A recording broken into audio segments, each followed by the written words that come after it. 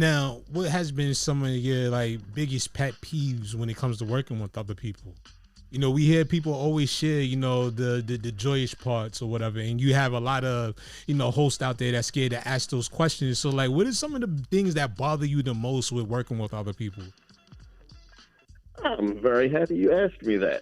I don't often get asked that. um, so the major pet peeve for me is being open. Mm, And I understand it, but it is a pet peeve of mine. So you can be an artist who has a vision in mind. And if you're hiring me as a composer or producer or we're collaborating and I'm making the suggestion, you're just saying absolutely not, no.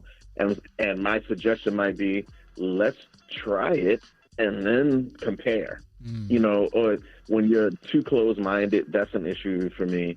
And when you're misinformed about the business, because it's music business, it's not music art. It's called the music business. mm-hmm. So, and so if you're not too versed in the business, but you're basing what you're saying and your positioning off of how media has portrayed the music business, that's a pet peeve of mine. Mm.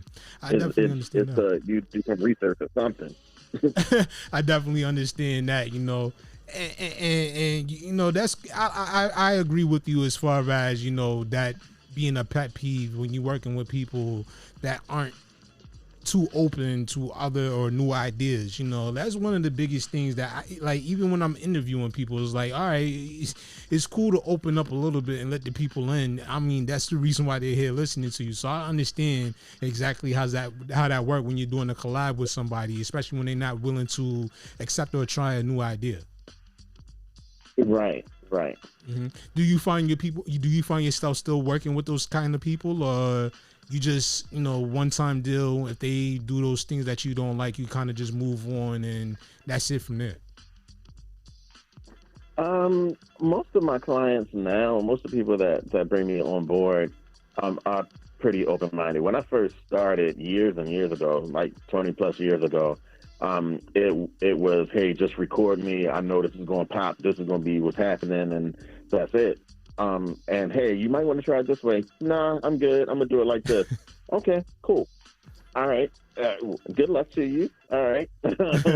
I'm gonna still do my job, but I'm gonna back off of giving you suggestions. Right. Now, because of my experiences now, because of my reputation now, I don't get the people that are not willing to compromise. I get people who are coming in with at least some knowledge of the music business. They're not coming in and saying I'm gonna record it today and release it next week.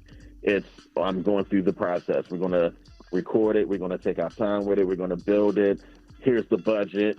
Here's where I'm ready to learn. What do you have? Like I have those kind of clients now. Okay.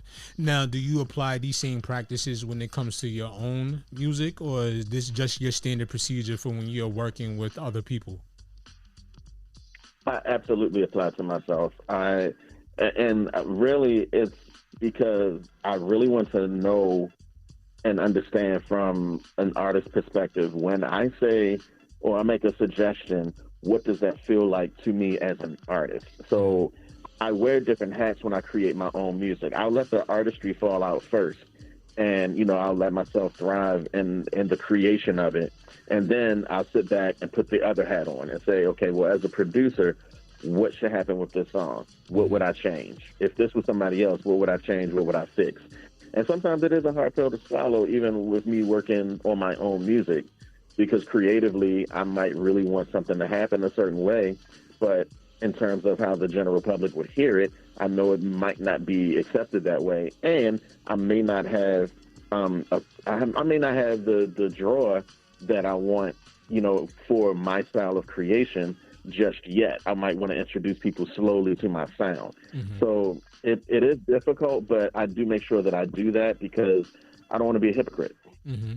Now, I completely understand that. And up until this point, what would you say has been like, you know, one of your favorite moments in your whole, you know, musical career? Favorite moment. The first favorite moment when I